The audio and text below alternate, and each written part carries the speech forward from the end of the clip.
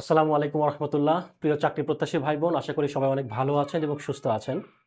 তো ইংলিশ মজা job studio থেকে সাথে আছি আমি মোহাম্মদ নাহিদুল ইসলাম নাহিদ। তো আপনারা ইতিমধ্যেই জেনে গিয়েছেন আমরা বরাবরের মতো বাংলার শেষ ক্লাস এবং ২৯ নম্বর ক্লাসে কিন্তু আমি আজকে হাজির হয়েছি আপনাদের সামনে। তো আপনারা নিশ্চয়ই জানেন যে আমাদের ৭৫ দিনের যে জার্নি, সেই জার্নিটা শুরু হয়েছিল মোটামুটি ফেব্রুয়ারির মাঝামাঝিতে। তো তখন হয়তোবা আপনাদের মনে অনেকেরই এরকম উদ্বেগ ছিল যে আসলে আমরা এই ৭৫ দিনের জার্নিটা আসলে শেষ পর্যন্ত কন্টিনিউ করব কিনা। দেখা যায় নরমালি অন্যান্য যে প্ল্যাটফর্মগুলো থাকে বা মেক্সিমাম আ অনলাইন প্ল্যাটফর্মগুলো হয় কি অনেক সময় যে আমরা প্রতিশ্রুতি দেই, বাট সেটা আর আসলে কন্টিনিউ করা হয়ে ওঠে না। তো সেই জায়গা থেকে আমাদের যে প্রচেষ্টা, আমাদের যে প্রচেষ্টা যাই বলি না কেন, তো আপনাদের জন্য মূলত আমাদের যে ফ্রির যে আয়োজনটা, তো সেটা মূলত আজকে শেষ হতে যাচ্ছে এবং ইনশাআল্লাহ আপনারা আমাদের জন্য দোয়া রাখবেন। যাতে করে আমাদের যে পরবর্তী যে আরো যে আমাদের প্রচেষ্টা থাকবে, যেগুলো আসলে আপনারা অনলাইন আমাদের পেজের মাধ্যমে জেনে যাবেন। তো যাই হোক, আজকে আমরা কিন্তু একদম শেষ ক্লাস হিসেবে কিন্তু অর্থাৎ ২৯ নম্বর ক্লাস হিসেবে আমাদের আজকে ৯৮০ থেকে ১০০০ অর্থাৎ এই ২০ টা প্রশ্ন আজকে আমরা সমাধান করার চেষ্টা করব। তো তার আগে একটা কথা বলে নেই, আমাদের কিন্তু যে ১০০০ যে প্রশ্ন বাংলার জন্য যদি বলি, তো আজকে আমাদের এই বাংলা আ ক্লাসটা এবং একই সাথে ইংরেজি যে ক্লাসটা, এই ইংরেজি এবং বাংলার যে ১০০০ প্রশ্নের ব্যাখ্যা এবং বিশ্লেষণ, সেটা কিন্তু আজকে আমাদের শেষ হতে চলছে। খুব দ্রুতই আমাদের অন্যান্য যে বিষয় রয়েছে বাংলা, জিকে এবং ম্যাথ, সেটাও কিন্তু ধারাবাহিকভাবে পর্যায়ক্রমে খুব দ্রুতই শেষ হয়ে যাবে। তো আপনাদের কাছে অনুরোধ থাকবে আমাদের এই ক্লাসগুলো আ করতে থাকেন স্বাভাবিকভাবে এবং আমাদের পেজে নজর রাখেন, বিভিন্ন আপডেট পেতে আপনাদেরকে সহযোগিতা করবে। তো ঠিক আছে, আমরা আজকে কথা না বাড়িয়ে আমাদের ক্লাসটা শুরু করে দেই। হাবিবা বিনতে সরকার সালাম জানিয়েছেন। ওয়ালাইকুম আসসালাম। আ উৎসা দেবনাথ কেমন আছেন স্যার? জি, আলহামদুলিল্লাহ, আল্লাহ অনেক ভালো রেখেছেন এবং সুস্থ রেখেছেন। তো যাই হোক, আমরা কথা না বাড়িয়ে আমাদের ক্লাসটা শুরু করে দেই যে আমাদের ফার্স্ট প্রশ্ন কি রয়েছে সেটা একটু দেখার চেষ্টা করি। খেয়াল করি। আমাদের ৯৮১ নম্বর যে প্রশ্নটা রয়েছে, এখানে বলা হয়েছে যে নির্সন্ধানী কার রচিত উপন্যাস? এইটা আসছিল পিএসসির জুনিয়র ইন্সট্রাক্টর ২০২৩ সালে। তো প্রশ্নটা হচ্ছে নির্সন্ধানী একটা উপন্যাসের নাম। তো এই উপন্যাসটা আসলে মূলত কার লেখা ছিল? অপশনে রয়েছে রাজিয়া খাতুন, আনোয়ার পাশা, শওকত আলী নাকি হাসান আজিজুল হক। তো এটার সঠিক অ্যান্সার কোনটা আসলে?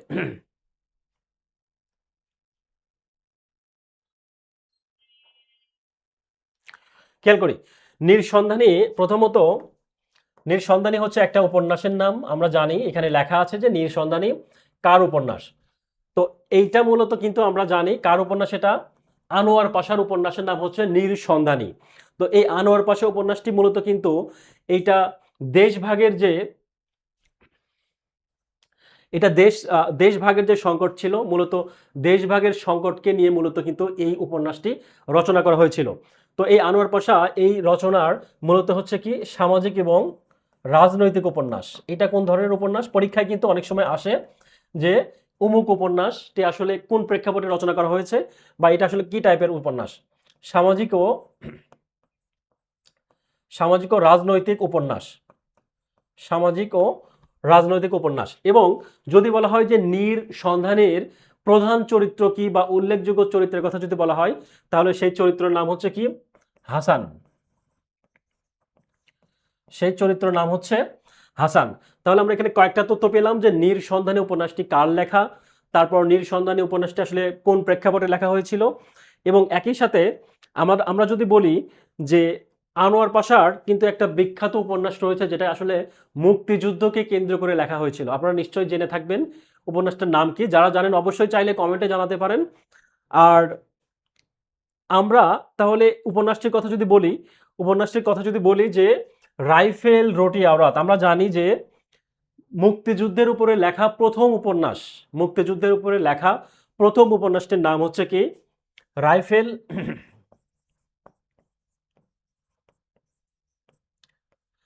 রাইফেল রোটি আওরাত। তো এই উপন্যাসটি মূলত কে লিখেছিল? রাইফেল রোটি আওরাত। এটা কিন্তু মুক্তিযুদ্ধ ভিত্তিক ১ম উপন্যাস। যদি বলা হয় পরীক্ষায় কিন্তু খুবই আসে যে মুক্তিযুদ্ধ ভিত্তিক উপন্যাসটি কোনটি নিচের, বা ভাষা আন্দোলনকে কেন্দ্র করে নিচের কোনটি লেখা হয়েছে। তো এই টাইপের প্রশ্ন কিন্তু প্রায়ই পরীক্ষায় আসতে দেখা যায়। তো সেই রকমই একটা প্রশ্ন ছিল এইটা, যে রাইফেল রুটি আওরাত, এইটা উপন্যাসটি মূলত মুক্তিযুদ্ধ কেন্দ্রিক প্রথম উপন্যাস, মুক্তিযুদ্ধ কেন্দ্রিক প্রথম উপন্যাস, এবং লেখক হচ্ছে কে ছিলেন? লেখক ছিলেন কিন্তু আনোয়ার পাশা। এই উপন্যাসটির লেখক লিখেছিলেন হচ্ছে আনোয়ার পাশা।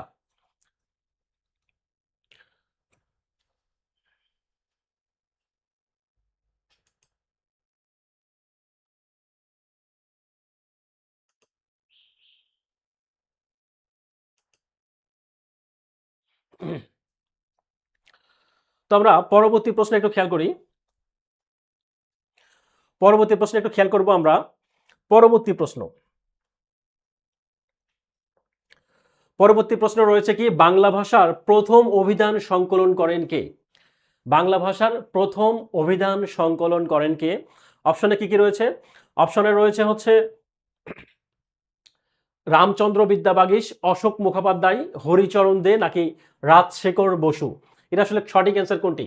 বাংলা ভাষার প্রথম অভিধান সংকলন করেন কে? আমরা যদি বলি যে বাংলা ভাষার বাংলা থেকে প্রথম, বাংলা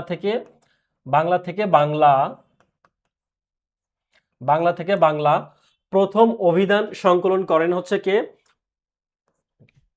সঠিক অ্যান্সার হচ্ছে রামচন্দ্র বিদ্যাবাগীশ। রামচন্দ্র বিদ্যাবাগীশ। তো এই গ্রন্থটি কিন্তু, এটা কিন্তু 1817 সালে সংকলন করা হয়। কত সালে সংকলন করা হয়? 1817 সালে। 1817 সালে কিন্তু এই রামচন্দ্র বিদ্যাবাগীশ কিন্তু বাংলা ভাষার প্রথম অভিধান সংকলন করেন, প্রথম অভিধান সংকলন করেন। তো এখন কথা হচ্ছে 1992 সালে বাংলা একাডেমি থেকে আমরা যদি লিখে দেই একটু, 1992 সালে বাংলা একাডেমি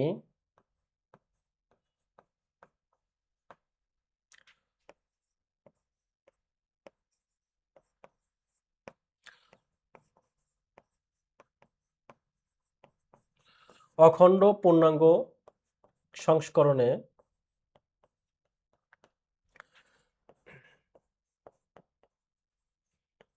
বাংলা একাডেমি ব্যবহারিক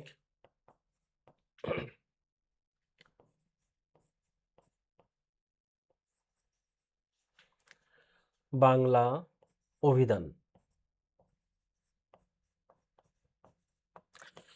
তো এই নামে কিন্তু কি করে, 1992 সালে বাংলা একাডেমি অখণ্ড পূর্ণাঙ্গ সংস্করণে বাংলা একাডেমি ব্যবহারিক বাংলা অভিধান নামে একটা গ্রন্থ প্রকাশ করেন, একটা অভিধান প্রকাশ করেন। সংস্করণে বাংলা একাডেমি ব্যবহারিক বাংলা অভিধান, বাংলা একাডেমি ব্যবহারিক বাংলা অভিধান নামে একটা গ্রন্থ বা অভিধান কি করেন, প্রকাশ করেন। এটা কত সালে? 1992 সালে। 1992 সালে কে করেছেন এটা? যদি বলা হয় কে করেন, তাহলে কে? আমরা কিন্তু অপশনে দেখতে পাচ্ছি। তো যাই হোক, অনেকেই কমেন্ট করেছেন, সঠিক অ্যান্সার দিয়েছেন। তো মাশাআল্লাহ, সবাইকে অনেক ধন্যবাদ সঠিক অ্যান্সার দেওয়ার জন্য। আমরা একটু পরবর্তী প্রশ্নে একটু খেয়াল করি। পরবর্তী প্রশ্নে একটু যদি খেয়াল করি আমরা, পরবর্তী প্রশ্নে একটু দেখি। পরবর্তী প্রশ্নে বলা হয়েছে কি, ফণিমনসা কাব্যের রচয়িতা কে? আমরা কিন্তু সবাই জানি যে ফণিমনসা হচ্ছে একটা কিসের নাম? কাব্যগ্রন্থের নাম। তো এই কাব্যগ্রন্থটি আসলে কে লিখেছেন? আমরা সবাই জানি এটা হচ্ছে কাজী নজরুল ইসলামের একটা কাব্যগ্রন্থ। তো এই কাব্যগ্রন্থে টোটালি যদি বলা হয়, প্রশ্ন আসে যে কয়টি কবিতা রয়েছে, সেটার অ্যান্সার যদি বলা হয় যে ফণিমনসা কাব্যের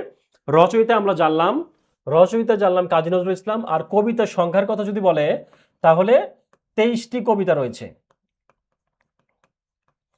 23টি কবিতা রয়েছে কোথায়? ফণিমনসা কাব্যগ্রন্থে কবিতার সংখ্যা হচ্ছে 23টি। তো কাজী নজরুল ইসলামের যদি অন্যান্য উপন্যাসের কথা যদি বলা হয় বা অন্যান্য কাব্যগ্রন্থের কথা যদি বলা হয়, তো কাব্যগ্রন্থের কথা যদি বলি আমরা নিশ্চয় জানি যে অগ্নিবীণা, বিষের বাঁশি, সাম্যবাদী, সিন্ধু হিন্দোল, দোলন চাঁপা, এগুলো কিন্তু কার উপন্যাস? এগুলো হচ্ছে কাজী নজরুল ইসলামের বিখ্যাত এবং উল্লেখযোগ্য কাব্যগ্রন্থ। উপন্যাস না, সরি, এটা হচ্ছে কাব্যগ্রন্থ। অগ্নিবীণা, বিষের বাঁশি, সাম্যবাদী, সর্বহারা, দোলন চাঁপা, এগুলো সবগুলো কিন্তু কিসের নাম? কাব্যগ্রন্থের নাম। কার কাব্যগ্রন্থ? এগুলো হচ্ছে কাজী নজরুল ইসলামের কাব্যগ্রন্থ। এগুলো হচ্ছে কাজী নজরুল ইসলামের কাব্যগ্রন্থ। তো আমরা নেক্সট একটু দেখি। আচ্ছা, আপনারা নিশ্চয়ই যারা ক্লাস করছেন এখানে একটা বইয়ের লোগো দেখতে পাচ্ছেন। আপনারা নিশ্চয়ই গেস করতে পারছেন যে আসলে এই লোগোটা বা এই বইটা আসলে কিসের। আপনাদের ক্ষেত্রে আমরা যে প্রতিদিন যে ক্লাসগুলো নেই আপনারা নিশ্চয়ই জানেন যে আমরা প্রতিদিন ক্লাস নেওয়ার পরে আমাদের যে একটা সিক্রেট যে গ্রুপ রয়েছে সেই গ্রুপে কিন্তু আমরা বলে দেই যে আজকের আমাদের ক্লাসের যে পিডিএফ সেটা, এবং একই সাথে আমরা বলি যে এইটা নিয়ে কিন্তু আমাদের একটা বই আকারে প্রকাশ পাবে। তো মূলত সেই বইয়ের যদি আমরা কাভার পেজটা যদি দেখি, তো এইটা কিন্তু সেই বইয়ের হচ্ছে কাভার পেজ। তো আমাদের যেহেতু আজকে আমার বাংলা ক্লাসের কথা যদি বলি, স্পেশালি আমি কিন্তু আপনাদের বাংলা ক্লাসে যদি বলি আমার ক্লাসটা কিন্তু আমি আজকেই আপনাদের থেকে বিদায় নেব। তো যদি একটু বিশেষত্ব বলি, এই বইটা আসলে কাদের জন্য রচনা করা হয়েছে বা এই বইটা আসলে কি টাইপের সেটা একটু যদি বলি, একটু খেয়াল করি। এখানে একটু খেয়াল করি, এখানে বলা হয়েছে কি, এখানে টোটালি আমরা জানি যে এখানে মোট কতগুলো প্রশ্ন থাকে, কতগুলো প্রশ্ন রয়েছে, 4000 প্রশ্ন। আমরা কিন্তু বরাবরই বলে আসছি যে আমাদের যে 4000 প্রশ্ন, অর্থাৎ এখানে যে 4টা সাবজেক্ট, একটা হচ্ছে কি বাংলা, বাংলা ইংরেজি, বাংলা ইংরেজি, জিকে এবং ম্যাথ, গণিত এবং কি জিকে বা সাধারণ জ্ঞান। এই টোটালে কিন্তু 1000 করে, এই টোটালে 4000 যে প্রশ্ন, সেই 4000 প্রশ্নটাই কিন্তু মূলত আমরা এই বইটাতে কিন্তু অন্তর্ভুক্ত করেছি। আমরা যদি একটু খেয়াল করি এই 4টা যে বই, হ্যাঁ, এই 4টা যে সাবজেক্ট, এই সাবজেক্টের যে 4000 প্রশ্ন, তো সেখানে কিন্তু আমরা জানেন যে এই বইটা আসলে কি টাইপের যদি বলে, তো আমি বলবো যে এইটা হচ্ছে যে একই সাথে হচ্ছে মডেল টেস্ট,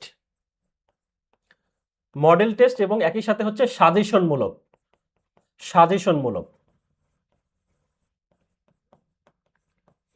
এটা হচ্ছে মডেল টেস্ট এবং একই সাথে হচ্ছে সাজেশন বেস। তো আপনারা কিন্তু বাজারে যদি বইয়ের কথা বলি, আপনারা শুধু যদি মডেল টেস্টের কথা বলি, এরকম কিন্তু বাজারে অনেক বই পাবেন। শুধু মডেল টেস্টের কথা বললে বাজারে কিন্তু অনেক বই রয়েছে, আপনারা নিশ্চয় জানেন সেগুলো। কিন্তু আমরা একটু নতুনত্ব নিয়ে আসার চেষ্টা করেছি, সেটা হচ্ছে কি, মডেল টেস্ট তো বটেই, পাশাপাশি হচ্ছে আমাদের এই 4টা যে বই রয়েছে সে 4টা বইয়ের কিন্তু একদম সাজেশনমূলক, সাজেশন আকারে, যেই সাজেশনগুলো ফলো করলে কিন্তু আপনারা, এখানে বলা হয়েছে যে বিসিএস ইন্টার্সে এবং সামনে যে আমাদের হেড টিচারের পরীক্ষা রয়েছে সেইটা সহ যদি বলি আমি, একদম 11তম থেকে 10তম, 11তম থেকে একদম 20তম পর্যন্ত, এগুলো সবগুলো পরীক্ষার জন্য কিন্তু এই বইটা, সাজেশন এবং মডেল টেস্ট নামে যে বইটা রয়েছে এগুলো কিন্তু আপনাদের কাভার করবে। হ্যাঁ, তো এগুলো হচ্ছে আপনাদের কাভার করবে। তো পাশাপাশি একটা স্পেশালি একটা যদি আরেকটু যদি নতুনত্বের কথা বলি, যেটা আসলে আমি বলবো যে চাকরির বাজারে বইয়ের জগতে আসলে মডেল টেস্টের ক্ষেত্রে এরকম এইটাই প্রথম বলা যায়। সেটা কি, একটু খেয়াল করি। এইটা হচ্ছে আমাদের যে প্রশ্নগুলো রয়েছে সে প্রশ্নগুলোর ক্ষেত্রে কিন্তু আপনি যখন মডেল টেস্টটা দিবেন, মডেল টেস্ট দেওয়ার ক্ষেত্রে আপনি নিশ্চয়ই জানেন অন্যান্য বইয়ের মতো শেষে অ্যান্সার দেওয়া থাকবে, আপনি সঠিক অ্যান্সার জানবেন এবং পরবর্তী যদি আপনি ভুল অ্যান্সার করেন সেক্ষেত্রে আমাদের অ্যান্সার তো রয়েছেই, পাশাপাশি যেটা রয়েছে আমাদের 116টি কিউআর কোড, 116টি কিউআর কোড, অর্থাৎ আমাদের যে প্রতিটা সাবজেক্টের জন্য যেই আমরা যে ক্লাসগুলো নিচ্ছি, আপনি যদি একটা প্রশ্ন বুঝতে সমস্যা হয় বা আপনি যদি বুঝতে ভুল করেন, সেই ক্ষেত্রে কিন্তু আমাদের এই কিউআর কোডটি স্ক্যান করে সেই প্রশ্নের ব্যাখ্যা সহ কিন্তু আপনি চাইলেই সেই প্রশ্নের অ্যান্সারটা কিন্তু দেখতে পারেন। তো এই হচ্ছে বিষয়। আর এই বইটা অনেকেই জিজ্ঞাসা করছিলেন যে স্যার আসলে এই বইটা আমাদের বাজারে কবে আসবে এবং কিভাবে আমরা এই বইটা আসলে পাবো। তো সেইটা যদি বলি যে আসলে আমাদের এই বাজারে চেষ্টা করছি আমরা খুব দ্রুত নিয়ে আসার জন্য। তো আর আমরা কিন্তু এই বইটা কোনো বাজারের কোনো বইয়ের দোকানে বা কোথাও আমরা দিচ্ছি না। এই বইটা নেওয়ার জন্য আপনারা আমাদের পেজে নজর রাখতে পারেন, পেজে চোখ রাখতে পারেন এবং পেজের মাধ্যমে বা আমাদের যে ওয়েবসাইট রয়েছে সেই ওয়েবসাইটে নক দিলে কিন্তু আমাদের এই বই সম্পর্কে বা যারা নিতে ইচ্ছুক তারা কিন্তু আপনারা চাইলে এই বইয়ের বিষয়ে আপনারা চাইলে নিতে পারেন। তো এই হচ্ছে বিষয়। মোটামুটি বই কবে প্রকাশিত হবে আমরা দ্রুত চেষ্টা করছি এবং এর বই সম্পর্কে, রিলিজ সম্পর্কে আমাদের পেজে কিন্তু দ্রুতই আপনারা আপডেট পেয়ে যাবেন। তো এই ছিল মোটামুটি বই রিলেটেড কথাবার্তা। অনেকেই যেহেতু আমরা বারবার জিজ্ঞাসা করছিলেন যে স্যার বই কবে আসবে, কিভাবে কি হ্যান ত্যান। তো যাই হোক, আপনাদেরকে আজকে শেষ যেহেতু ক্লাস, সুতরাং আমি আমার জায়গা থেকে বইয়ের যে বিষয়টা সেটা কিন্তু আমি ক্লিয়ার করে দিলাম। তো যাই হোক, আমরা এখন পরবর্তী প্রশ্ন একটু খেয়াল করি। পরবর্তী প্রশ্ন কি রয়েছে আমরা একটু দেখি যে 984 নাম্বার ক্লাস, সরি 984 নাম্বার প্রশ্ন, 984 নাম্বার প্রশ্ন কি বলা হয়েছে যে জিভের উচ্চতা অনুযায়ী অনুযায়ী নিম্ন মধ্য স্বরধ্বনি কোনগুলো? আমরা কিন্তু এটা পড়ে আসছি যে জিভের উচ্চতা অনুযায়ী কি নিম্ন মধ্য নাকি আসলে সংগৃহীত এই টাইপের কিন্তু প্রশ্ন আমরা অতীতেও পড়ে আসছি। তো এই টাইপের প্রশ্ন আমরা সমাধানের জন্য কিভাবে করব একটু খেয়াল করি। আমরা যদি একটা ছক আঁকাই আমাদের বোঝার সুবিধার্থে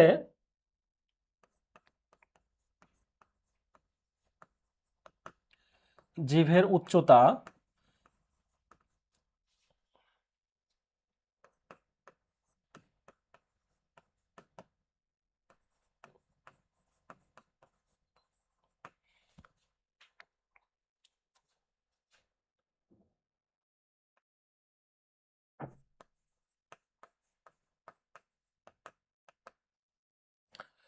হচ্ছে ঠোঁটের উন্মুক্তি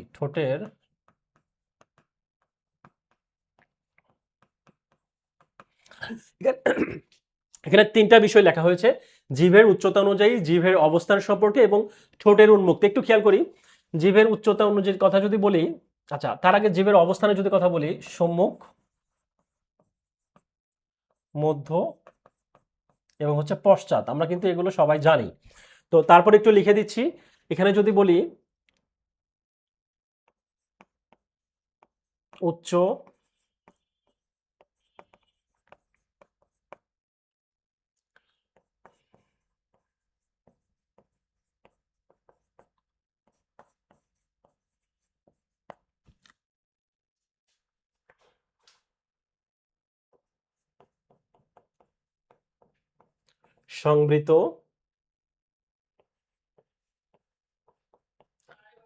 সংবৃত, অর্ধ সংবৃত, তারপর হচ্ছে অর্ধ বিবৃত এবং হচ্ছে কি বিবৃত। তো এইটা মূলত আমরা কেন লিখলাম সেটা একটু খেয়াল করি। আমরা অনেক সময় কিন্তু ম্যাথ ক্লাসের ক্ষেত্রে বা ম্যাথ করার ক্ষেত্রে কিন্তু আমরা কি করি, রাফ করি যাতে করে আমাদের বুঝতে সুবিধা হয়। তো এই টাইপের প্রশ্ন যেগুলো রয়েছে সবগুলো যদি আমরা একটু শখের মাধ্যমে বোঝার চেষ্টা করি তাহলে কিন্তু আমাদের আর মুখস্থ করার যে বিষয় এইটা কিন্তু আর প্রয়োজন পড়বে না। একটু খেয়াল করি, এখানে বলা হয়েছে জিভের উচ্চতা, জিভের অবস্থান আমরা জানলাম সম্মুখ, মধ্য এবং পশ্চাৎ। তো এখন কথা হচ্ছে এখানে প্রশ্ন আসছে কি একটু খেয়াল করি যে জিভের উচ্চতা অনুযায়ী নিম্ন মধ্য স্বরধ্বনি কোনগুলা? জিভের উচ্চতা অনুযায়ী নিম্ন মধ্য, তো আমরা এখানে কি পেলাম, জিভের উচ্চতা এখানে কয়েকটা ক্যাটাগরি রয়েছে। জিভের উচ্চতা অনুযায়ী নিম্ন মধ্য, তাহলে এখানে নিম্ন মধ্য বলতে এই ঘরটা বোঝাচ্ছে, তাই না?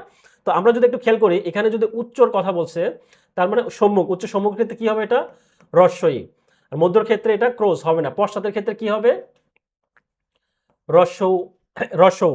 উচ্চ মধ্যর কথা যদি বলা হয় সেক্ষেত্রে কি হবে, এ। মধ্যর ক্ষেত্রে হবে না, তার মানে কি হবে, এটা পশ্চাতের ক্ষেত্রে স্বরেয়। নিম্ন মধ্যর ক্ষেত্রে কি হবে,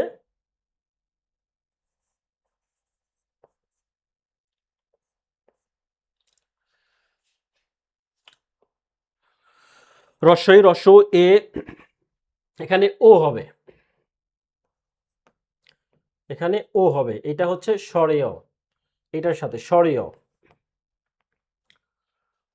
আর নিম্ন যেটা রয়েছে সেটা এটা ক্রস যাবে, বিবৃতটা হচ্ছে নিচে হবে, বিবৃত। এইটাও ক্রস যাবে, এখানে হচ্ছে স্বরিয়া, অর্থাৎ মাঝখানে যেটা সেটা হচ্ছে স্বরিয়া। তো আমরা একটু খেয়াল করি এখানে কিন্তু কয়েকটা ছকের কয়েকটা বিষয়ের কথা বলা হয়েছে, আমরা ছকের মাধ্যমে যদি পড়ার চেষ্টা করি, খেয়াল করি এইটা কিন্তু অর্ধ বিবৃত হচ্ছে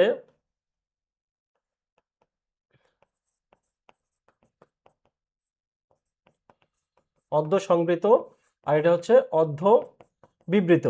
যদিও একটু লেখাটা একদম হিজিবিজি হয়ে গিয়েছে, একটু কষ্ট করে দেখার চেষ্টা করবেন। খেয়াল করি প্রশ্নে আসছে জিভের উচ্চতা, প্রথমে জিভের উচ্চতা কোনটা জানলাম, এটা হচ্ছে জিভের উচ্চতা অনুযায়ী নিম্ন মধ্য, নিম্ন মধ্যর কথায় আছে এখানে, এটা হচ্ছে নিম্ন মধ্য। তো নিম্ন মধ্য কি বলছে, স্বরধ্বনি কোনগুলো, নিম্ন মধ্যের ক্ষেত্রে কি কি রয়েছে, এই নিম্ন মধ্যের ঘরে আমরা কি রয়েছে, এ একটা বর্ণ রয়েছে, এ একটা বর্ণ রয়েছে, তার মানে দুইটা বর্ণ আমরা পেলাম। তার মানে অ্যান্সারটা হচ্ছে জিভের উচ্চতা অনুযায়ী নিম্ন মধ্য স্বরধ্বনি কোনগুলো, তার মানে স্বরে ও এবং স্বরে এ এর যে উচ্চারিত রূপ যেটা আর কি, তো এই দুইটা হচ্ছে জিভের উচ্চতা অনুযায়ী নিম্ন মধ্য স্বরধ্বনি। তো এখন প্রশ্ন যদি এইরকম আসে যে এটা নিম্ন মধ্য স্বরধ্বনি না বলে এটা যদি এরকম বলে যে জিভের উচ্চতা অনুযায়ী নিম্ন মধ্য না বলে যদি বলে জীবের উচ্চতা অনুযায়ী নিম্ন সম্মুখ স্বরধ্বনি কোনগুলো আসলে জীবের উচ্চতা অনুযায়ী এইটা আমরা নিম্ন পেলাম, এটা হচ্ছে কি সম্মুখ স্বরধ্বনি, তার মানে সম্মুখ স্বরধ্বনি এটা এখানে কোনটা পেলাম আমরা এখানে নিম্নর কথা বলছি, তার মানে এখানে কোনো অ্যান্সার হচ্ছে না। তার মানে যদি বলা হয় জীবের উচ্চতা অনুযায়ী, যদি বলা হয় যে জীবের উচ্চতা অনুযায়ী মধ্য স্বরধ্বনি কোনগুলো, তাহলে সেটার অ্যান্সার কিন্তু কি হবে এইটা। আবার যদি বলে জীবের উচ্চতা অনুযায়ী নিম্ন মধ্যের কথা যদি বলে যে নিম্ন মধ্য পশ্চাৎ স্বরধ্বনি কোনগুলো, তাহলে কোনটা হবে নিম্ন মধ্য, এই যে পশ্চাৎ বলতে পিছনে স্বরেও, তার মানে স্বরেওটা তখন অ্যান্সার হবে। তো এভাবে কিন্তু আমরা খুব সহজেই ছকের মাধ্যমে এই বিষয়টা আমরা মেমোরাইজিং করার চেষ্টা করতে পারি। তো পরবর্তী প্রশ্ন একটু খেয়াল করি। পরবর্তী প্রশ্নে বলা হয়েছে যে হেমন্তের অরণ্যে আমি পোস্টম্যান, হেমন্তের অরণ্যে আমি পোস্টম্যান, এটা আসলে কার লেখা?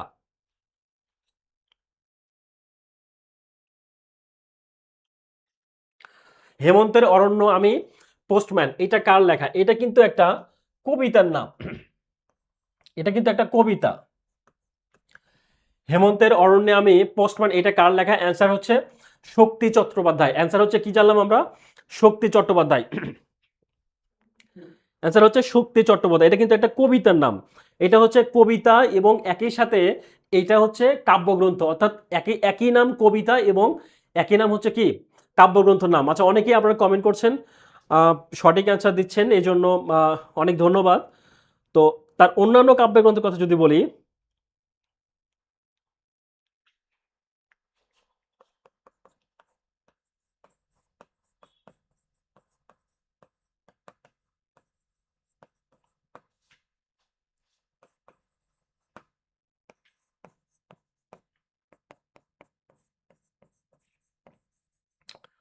খেয়াল করি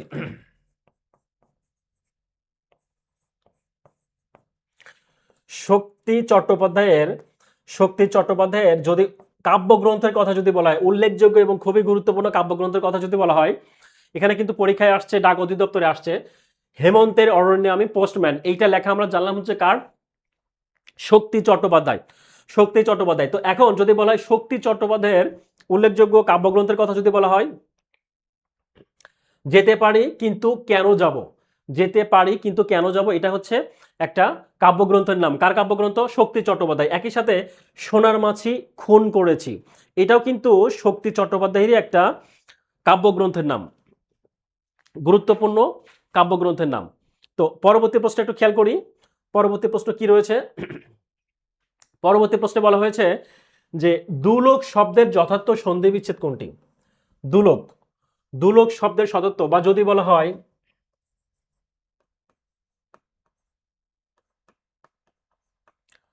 দুলোক বা দুমণি,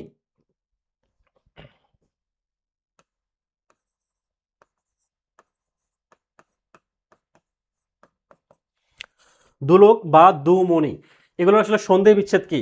আপনারা নিশ্চয়ই ধরতে পেরেছেন, এইটার সঠিক সন্ধি বিচ্ছেদ হচ্ছে দিব যোগ লোক। তো এখন কথা হচ্ছে, বা দুমণিকে যদি বলা হয়, সন্ধি বিচ্ছেদের কথা যদি বলা হয়, তাহলে কি হবে? দিব যোগ মণি। তো এইটা, এই সন্ধি বিচ্ছেদটা মূলত হচ্ছে নিপাতনে সিদ্ধ ব্যঞ্জন সন্ধি, নিপাতনে সিদ্ধ ব্যঞ্জন সন্ধি হিসেবে কিন্তু এই দুলোক এবং দুমণি এই শব্দটি সন্ধি বিচ্ছেদ করা হয়েছে।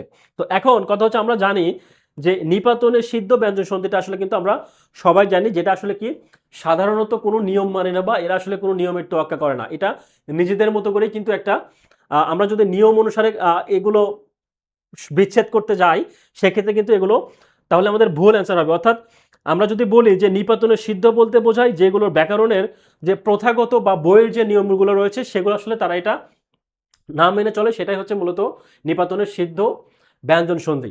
তো সেক্ষেত্রে এক্ষেত্রে আমরা কি জানলাম? সঠিক অ্যান্সার হচ্ছে খ নাম্বার, দিবযোগ লোক, দিবযোগ লোক দুলোক।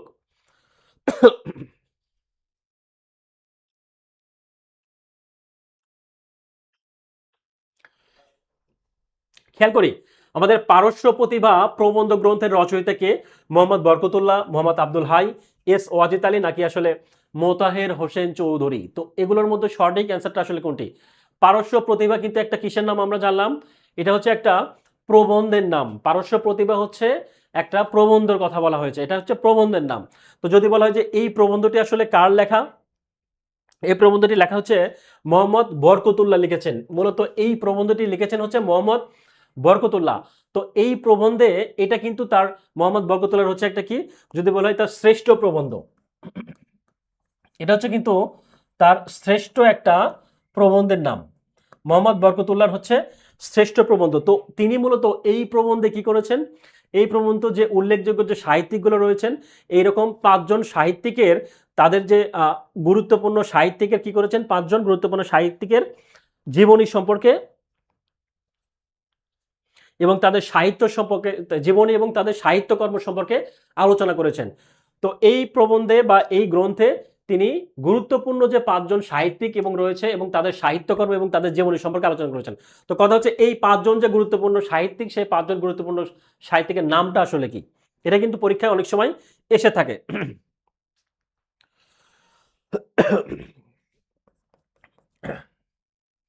আমরা যদি একটু লিখে দেই, একটু যদি লিখে দেই, কবি ফেরদৌসী।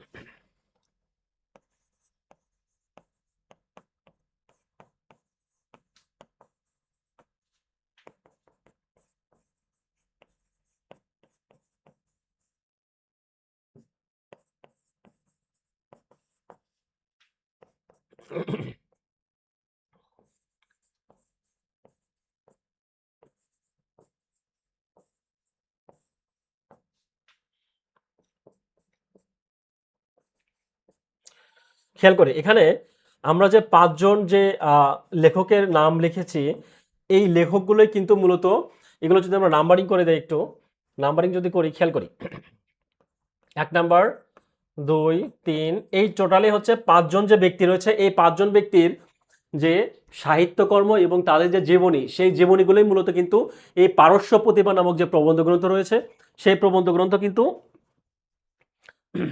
সেই প্রবন্ধ গ্রন্থ কিন্তু কি করেছেন, উল্লেখ করেছেন। তো আমরা শ্রেষ্ঠ প্রবন্ধের কথা জানলাম, পারস্য প্রতিভা। তো এই পারস্য প্রতিভায় কয়জন কবির কথা, কয়জন লেখকের কথা যদি বলি, কবি ফেরদৌসী, ওমর খৈয়াম, শেখ সাদি, কবি হাফিজ এবং মৌলানা রুমি। তো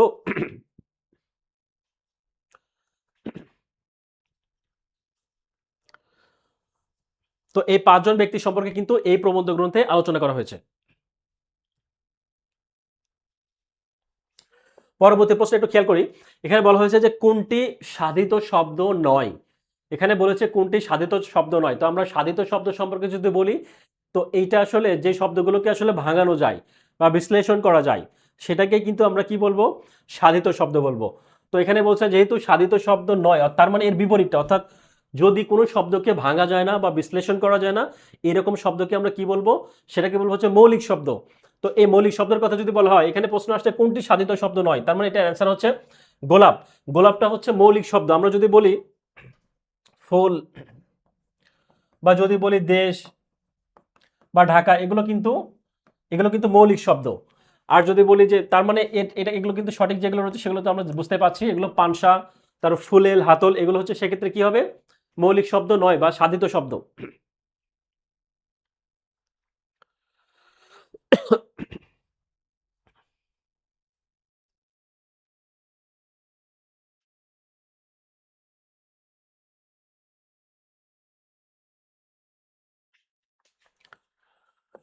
নেক্সট প্রশ্ন খেয়াল করি, কোনটি মৌলিক নাটকের যাত্রা শুরু হয় কোন নাট্যকারের হাতে। এখানে নাট্যকারের কথা বলেছেন, নাট্যকারের নাম উল্লেখ করেছেন, মানে নাম জানতে চেয়েছেন।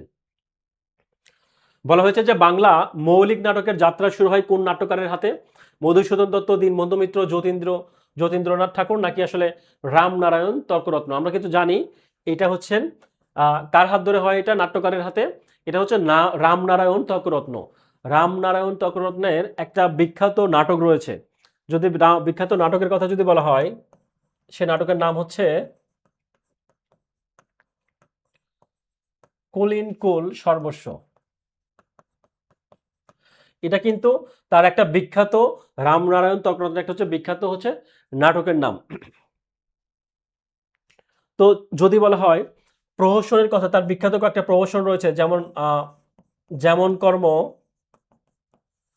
যেমন কর্ম তেমন ফল, উভয় সংকট। এগুলো হচ্ছে কিসের নাম? এগুলো হচ্ছে রামনারায়ণ উভয় সংকট। এই দুইটা হচ্ছে রামনারায়ণ তর্করত্নের প্রহসন।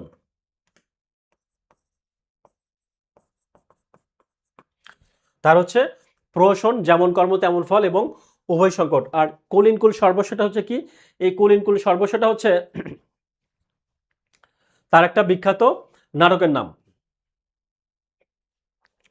পরবর্তী প্রশ্ন খেয়াল করি যে নিচের কোন বাক্যটি সঠিক? এখানে সঠিক বাক্য চেয়েছেন। খেয়াল করি এখানে তিনি সাক্ষী দিতে রাজি হননি, তিনি সাক্ষ্য হতে রাজি হননি, নাকি তিনি সাক্ষ্য দিতে রাজি হননি। আমরা এটা কিন্তু সঠিক অ্যান্সার। তিনি সাক্ষ্য দিতে রাজি হননি, এখানে সাক্ষ্য, এখানে আবার হতে। তো সুতরাং গ নাম্বারটা হচ্ছে সঠিক অ্যান্সার, যে তিনি সাক্ষ্য দিতে রাজি হননি। নেক্সট প্রশ্ন একটু খেয়াল করি যে বাংলা ভাষার সংখ্যা নির্দেশের জন্য কয়টি সংখ্যা বর্ণ রয়েছে? বাংলা ভাষার যে সংখ্যা, সে বাংলা ভাষার সংখ্যা নির্ণয়ের জন্য মোট কয়টি সংখ্যা বর্ণ রয়েছে? খেয়াল করি, এটার সঠিক অ্যান্সার কিন্তু 10টি। কেন? আমরা জানি যে 0 থেকে শুরু করে কিন্তু একদম 9 পর্যন্ত যদি বলা হয়,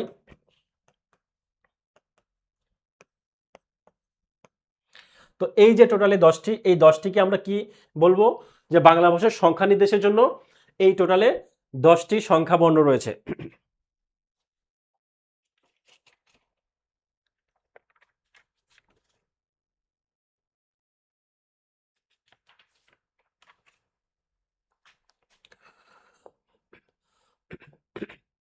সরি, আমাদের 91 নম্বর প্রশ্নটা একটু ছাড়া পড়ে গিয়েছে।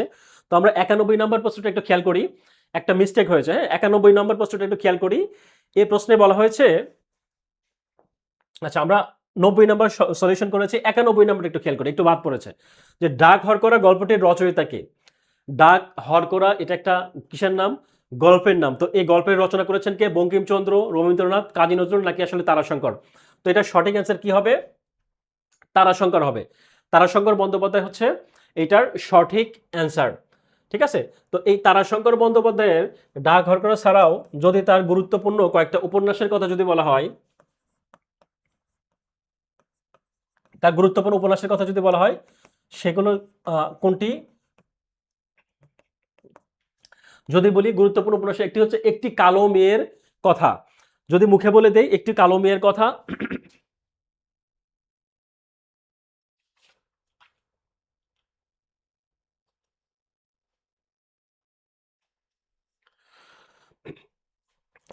একটি কালো মেয়ের কথা,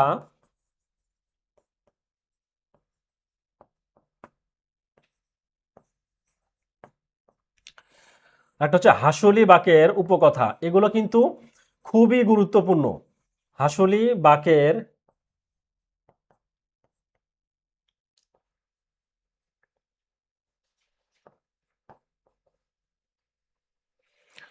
তাহলে আমরা কয়টা বিষয় সম্পর্কে জানলাম, কয়টা উপন্যাসের নাম জানলাম? 3টি। একটা হচ্ছে কবি, আর একটা হচ্ছে একটি কালো মেয়ের কথা, আর একটা হচ্ছে হাসলি বাকের উপকথা। এই 3টা কিন্তু তারাশঙ্কর বন্দ্যোপাধ্যায়ের খুবই খুবই গুরুত্বপূর্ণ উপন্যাস, এবং পরীক্ষায় কিন্তু আসলে মোটামুটি উপন্যাস থেকে যদি আসে, নর্মালি কিন্তু এগুলো বা এই 3টা থেকে কিন্তু পরীক্ষায় সব থেকে বেশি প্রশ্ন করা হয়। তো 92 নম্বরে আমরা সলিউশন করেছি। 93 প্রশ্ন একটু খেয়াল করি। 93 নম্বর প্রশ্নে বলা হয়েছে যে বাংলাদেশের একজন প্রখ্যাত নাট্যকার কথা, সরি, তো একজন প্রখ্যাত নাট্যকারের কথা যদি বলা হয়, তাহলে সেই নাট্যকারের নাম হচ্ছে কি? শহীদুল্লাহ কায়সার, আব্দুল মান্নান, মামুনুর রশিদ, নাকি আবুল হোসেন? সঠিক অ্যান্সার হচ্ছে মামুনুর রশিদ। তো এই মামুনুর রশিদের যদি নাটকের কথা যদি বলা হয়, যেহেতু তিনি নাট্যকার, খেয়াল করি এখানে বলা হয়েছে কি? ওরা ওরা কদম আলী,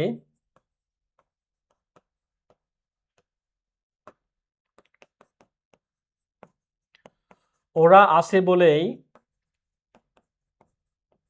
এবং আরেকটা হচ্ছে কি? ইবলিশ। এই তিনটা হচ্ছে মামুনুর রশিদের ইবলিশ। এই তিনটা হচ্ছে কিসের নাম? এই তিনটা হচ্ছে মামুনুর রশিদের গুরুত্বপূর্ণ নাটকের নাম। তো এই নাটকগুলো নরমালি খুবই গুরুত্বপূর্ণ। মামুনুর রশিদের কি কি রয়েছে এখানে? ওরা কদম আলী, ওরা আছে বলেই, আর একটা হচ্ছে ইবলিশ। এই তিনটা হচ্ছে মামুনুর রশিদের গুরুত্বপূর্ণ নাটকের নাম। পরবর্তী প্রশ্ন একটু খেয়াল করি। পরবর্তী প্রশ্নে বলা হয়েছে 94 নম্বর প্রশ্নে বলা হয়েছে যে নিচের কোনটি তৎপুরুষ সমাসের উদাহরণ? তৎপুরুষ সমাসের উদাহরণ কোনটি? তো আমরা নরমালি যদি বলি তৎপুরুষ সমাসের কথা যদি বলা হয়,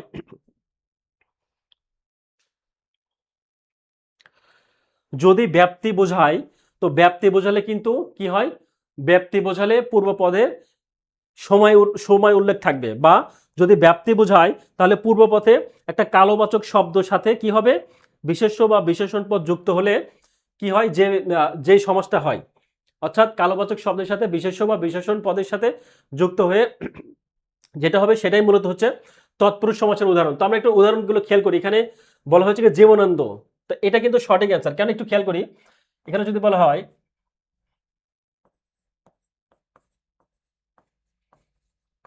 জীবন ব্যাপিয়া, জীবন ব্যাপিয়া আনন্দ, বা যদি বলা হয়েছে চিরসখী, খেয়াল করি চিরসখী, তাহলে এটাকে আমরা বাংলায় কি পাবো? চিরকাল, চিরকাল ব্যাপিয়া হচ্ছে সুখী। এগুলো কিসের উদাহরণ?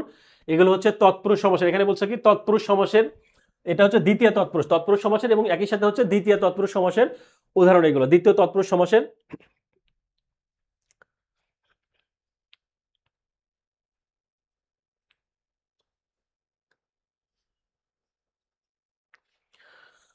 দুর্ভিক্ষ হচ্ছে, দুর্ভিক্ষ হচ্ছে কি শব্দ? এটা হচ্ছে অব্যয়ভাব সমাস। দুর্ভিক্ষ কিন্তু অব্যয়ভাব সমাস। আর ত্রিভুবন কিন্তু আমরা জানি এটা হচ্ছে দ্বিগু সমাস। আমরা জানি সংখ্যা বোঝাচ্ছে দ্বিগু সমাস, এটা হচ্ছে দ্বিগু, আর এটা হচ্ছে অব্যয়ীভাব, এটা হচ্ছে অব্যয়ীভাব। পরবর্তী প্রশ্ন একটু খেয়াল করি যে বাংলা সাহিত্যের প্রথম মহিলা ঔপন্যাসিক স্বর্ণকুমারী দেবী, এইটুকু কিন্তু আমরা সবাই জানি। কিন্তু প্রশ্ন আসছে যে প্রথম মহিলা কবি স্বর্ণকুমারী দেবী, তার রচিত প্রথম উপন্যাসটা কি? খুবই ইউনিক একটা প্রশ্ন, এটা একটু খেয়াল করি। প্রথম উপন্যাস খুবই ইউনিক, এবং একই সাথে বলা যায় খুবই কঠিন একটা প্রশ্ন বলা যায়। আমরা কিন্তু সবাই জানি যে বাংলা সাহিত্যের প্রথম মহিলা উপন্যাসিকের নাম হচ্ছে কি স্বর্ণকুমারী দেবী, কিন্তু স্বর্ণকুমারী দেবীর প্রথম উপন্যাসের নামটা কিন্তু আমরা অনেকেই জানি না। আবার হয়তো বা অনেকেই জানি। আহ, আচ্ছা, আপনারা অনেকেই একটু কমেন্ট করার চেষ্টা করছেন, সঠিক অ্যান্সার দিচ্ছেন, আবার অনেকেই সঠিক অ্যান্সার দিচ্ছেন না। ওকে,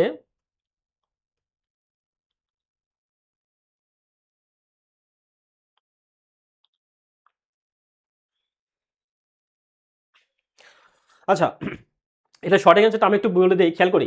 বাংলা সাহিত্যের প্রথম মহিলা উপন্যাসিক আমরা জানি স্বর্ণকুমারী দেবী। তো স্বর্ণকুমারী দেবীর প্রথম উপন্যাসের নাম হচ্ছে দ্বীপ নির্বাণ। দ্বীপ নির্বাণ, নট কিন্তু নির্বাণ, এটা হচ্ছে দ্বীপ নির্বাণ। একটা হচ্ছে নির্বাণ দ্বীপ, একই জিনিস উল্টাই দিয়েছে, কিন্তু এটা সঠিক অ্যান্সার হচ্ছে কি দ্বীপ নির্বাণ।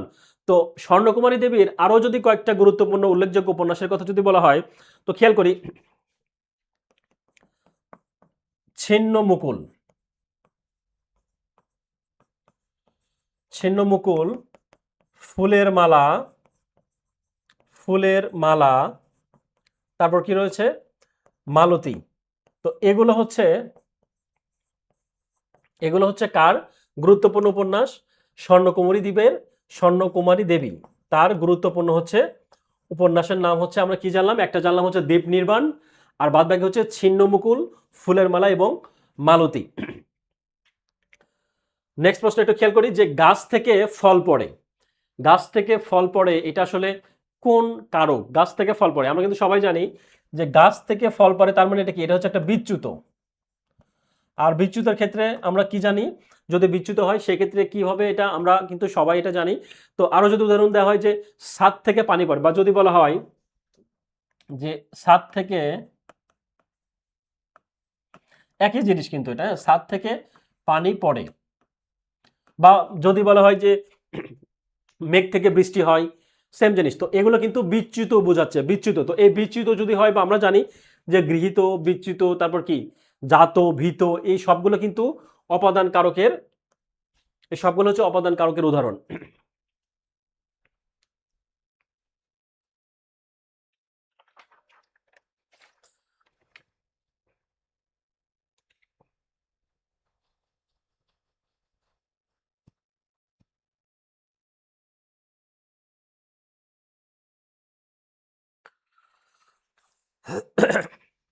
পরবর্তী পরবর্তী প্রশ্ন একটু খেয়াল করি। আমরা কিন্তু সবাই জানি যে আমাদের বিদ্রোহী কবি কে। এটা কিন্তু আমাদের খুব কমন একটা প্রশ্ন, এবং আমরা খুব সবাই জানি যে বিদ্রোহী কবিটা হচ্ছে কে, কাজী নজরুল ইসলাম। কিন্তু যদি প্রশ্ন আসে যে আধুনিক সাহিত্যের, আধুনিক বাংলা সাহিত্যের প্রথম বিদ্রোহী কবি কে, একটু খেয়াল করি। যদি বলা হয় যে আধুনিক বাংলা সাহিত্যের প্রথম বিদ্রোহী কবি কে এবং শুধু বিদ্রোহী কবি কে, আমরা দুইটাই কিন্তু আমরা জানি যে শুধু বিদ্রোহী কবি হচ্ছে কাজী নজরুল ইসলাম। কিন্তু যদি বলা হয় আধুনিক বাংলা সাহিত্যের প্রথম বিদ্রোহী কবি কে, সেক্ষেত্রে কি অ্যান্সার হবে? সেক্ষেত্রে অ্যান্সার হবে হচ্ছে মাইকেল মধুসূদন দত্ত। মাইকেল মধুসূদন দত্ত।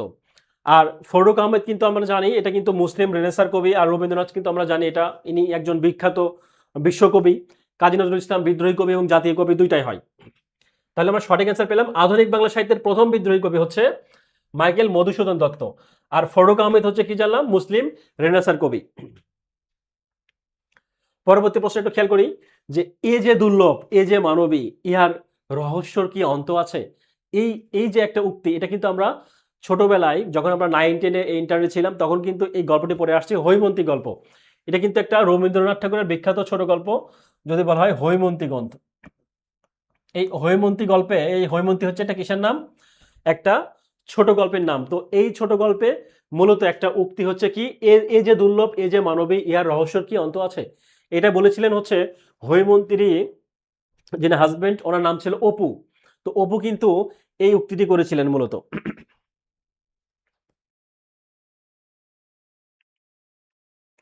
এটা হচ্ছে অপু হৈমন্তীকে উদ্দেশ্য করে এই হৈমন্তীর সম্পর্কে কিন্তু এই উক্তিটি করেছিলেন। অর্থাৎ হৈমন্তী, অপু ছিল হচ্ছে কি, অপু ছিল হচ্ছে হৈমন্তীর বরের নাম। অপু হচ্ছে হৈমন্তীর হাজবেন্ডের নাম ছিল অপু। আর এটা হচ্ছে রবীন্দ্রনাথের একটা ছোট গল্প।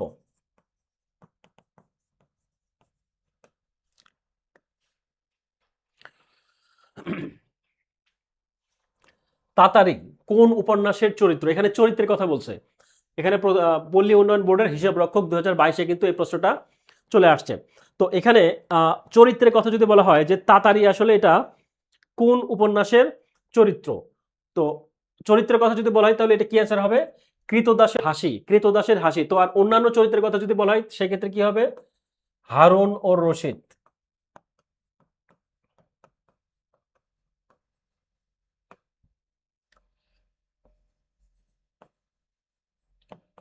জুবাইদা। হারুনের রশিদের স্ত্রীর নাম ছিল হচ্ছে বিবি জুবাইদা। তাহলে হারুন ও রশিদ, বিবি জুবাইদা, এগুলো কিসের নাম? এগুলো হচ্ছে, জি অনেকেই সঠিক উত্তর দিয়েছেন। জি কৃতদাসের সঠিক অ্যান্সার হচ্ছে কৃতদাসের হাসি। সঠিক উত্তর হচ্ছে কৃতদাসের হাসি। তো আমরা চরিত্রের কথা জানলাম হচ্ছে মেহেরজান। মেহেরজান। তো এগুলো সবগুলো চরিত্র হচ্ছে, সবগুলো চরিত্র কোন উপন্যাসের? কৃতদাসের হাসি। আর কৃতদাসের হাসি এটা লিখেছেন হচ্ছে শওকত ওসমান। এই উপন্যাসটি লিখেছেন হচ্ছে শওকত,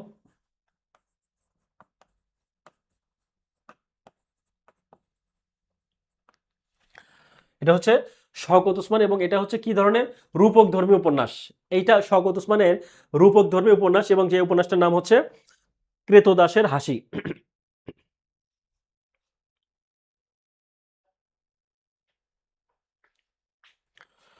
পরবর্তী প্রশ্ন একটু খেয়াল করি যে এটা কিন্তু আমাদের যে 1000 যে প্রশ্ন, আমরা কিন্তু যে টোটালি আমরা যে আপনাদের সামনে প্রতিজ্ঞাবদ্ধ হয়েছে যে আমাদের মোট কিন্তু 4000 যে প্রশ্ন রয়েছে তার মধ্যে বাংলা সাবজেক্টের জন্য যে 1000 প্রশ্ন, সেই 1000 প্রশ্নের যে ব্যাখ্যা সেগুলো কিন্তু আমরা প্রথম যখন আমরা ফার্স্ট ক্লাস করেছি 1 নাম্বার প্রশ্ন, তখন কিন্তু আপনাদের সামনে প্রতিজ্ঞাবদ্ধ ছিলাম।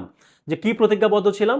যে আমরা যে কোনো মূল্যে, যে কোনোভাবে, যে কোনো ওয়েতে কিন্তু ফার্স্ট থেকে শুরু করে একদম 1000 প্রশ্ন সমাধান করবে, এবং সেটা অবশ্যই ব্যাখ্যা এবং বিশ্লেষণ করে।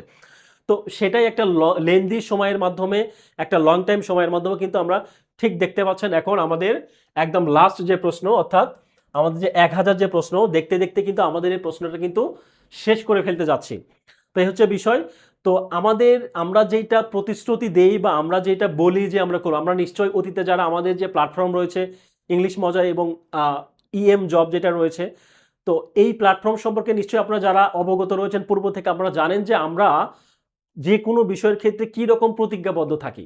তো সেটারই একটা দৃষ্টান্ত যদি বলি, তো এটা একটা উজ্জ্বল দৃষ্টান্ত। আপনারা জানলেন, দেখলেন যে আমাদের অনেকেই শুরুর দিকে আপনারা বলছিলেন যে আমরা হয়তো বা এইটা শেষ পর্যন্ত করতে পারবো না, বা আমরা এইটা হবে না, সেইটা হবে না। তো আমাদের প্রথম দিকে একটা কথা ছিল যে আমরা আমরা প্রতিজ্ঞাবদ্ধ, বাট আপনারা আমাদের সাথে থাকবেন কিনা, এটা হচ্ছে দেখার বিষয়। আমরা কিন্তু শুরুর দিকে এই কথাটাই বলেছিলাম যে আমরা প্রতিজ্ঞাবদ্ধ, বাট আপনারা যদি আমাদেরকে সহযোগিতা করেন বা আপনারা যদি আমাদের সাথে থাকেন, ইনশাল্লাহ এই ক্ষেত্রে কিন্তু আপনাদেরই কিন্তু বেনিফিট হবেন। হ্যাঁ, আপনারাই হচ্ছে বেনিফিটেড হবেন। তো যাই হোক, আমরা কথা না বাড়াই, দেখতে দেখতে শেষ ক্লাসে আসছি, শেষ প্রশ্নে। তো এখানে বলা হয়েছে কি, অদ্ভুত আধার এক এসেছে এ পৃথিবীতে আজ, অদ্ভুত আধার এক এসেছে পৃথিবীতে আজ। তো চারণটির কবি কে আসলে? এটা একটা কবিতার লাইন। এই কবিতাটা আসলে কে লিখেছেন বা এই কবিতার নাম কি আসলে? তো এইটা কিন্তু জীবনানন্দ দাশের একটা কবিতা। এটা হচ্ছে জীবনানন্দ দাশের একটা কবিতা। তো সেই কবিতার লাইনের কথা, কবিতার কথা যদি বলি, এই কবিতার নাম হচ্ছে অদ্ভুত আধার এক। অদ্ভুত আধার এক, এটা কিন্তু একটা কবিতার নাম। এই কবিতাটি কে লিখেছেন? এটা লিখেছেন জীবনানন্দ দাশ। জীবনানন্দ দাশের কবিতা হচ্ছে অদ্ভুত আধার এক, এবং সেই কবিতারই একটা লাইন হচ্ছে অদ্ভুত আধার এক এসেছে এ পৃথিবীতে আজ। এটা লিখেছেন জীবনানন্দ দাশ। তো এই জীবনানন্দ দাশের আরো কিছু গুরুত্বপূর্ণ কবিতার কথা যদি বলি, আপনারা নিশ্চয় জানেন। আমি একটু কষ্ট করে লিখে দিই, আপনারা একটু কষ্ট করে লিখে নিতে পারেন, আমি একটু লিখে দিই। খুবই বিখ্যাত একটা কবিতা, কি সেটা আমরা সবাই জানি, আবার আসিব ফিরে। আবার আসিব ফিরে, জীবনানন্দ দাশের খুবই বিখ্যাত একটা কবিতা। আর একটা কবিতার কথা যদি, গুরুত্বপূর্ণ কবিতার কথা যদি বলি, ক্যাম্পে। ক্যাম্পে। তারপর কি রয়েছে? বনলতা সেন। বনলতা সেন। তারপর কি রয়েছে? আকাশ।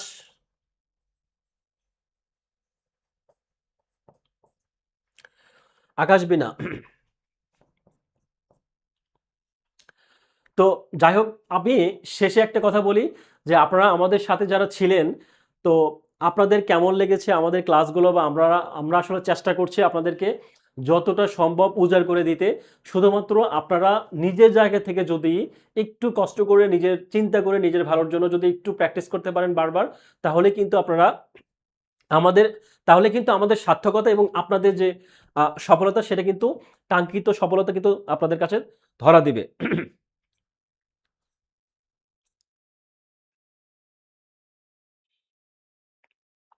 খেয়াল করি, ক্যাম্পে বনলতা সেন, আকাশ লীনা। আকাশ লীনা। ক্যাম্পে বনলতা সেন, আকাশ লীনা, এবং বাংলার বাংলার তারপর শেষে একটা কবিতা রয়েছে, সেই কবিতা আরো একটা গুরুত্বপূর্ণ কবিতা, সেটার নাম হচ্ছে কি, বাংলার মুখ আমি দেখিয়াছি। একটু লিখে দেই, বাংলার বাংলার মুখ আমি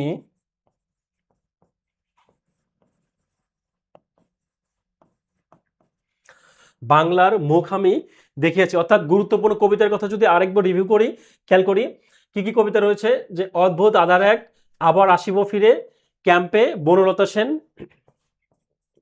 বনলতা সেন, আকাশ লীনা, এবং বাংলার মুখ আমি দেখিয়েছি। বাংলার মুখ আমি দেখিয়েছি। তো ঠিক আছে, আমাদের দেখতে দেখতে যে ৭৫ দিনের জার্নি, সেই ৭৫ দিনের জার্নির একদম শেষ প্রশ্ন আমরা শেষ করলাম। তো আশা করি আপনাদের ভালো লেগেছে।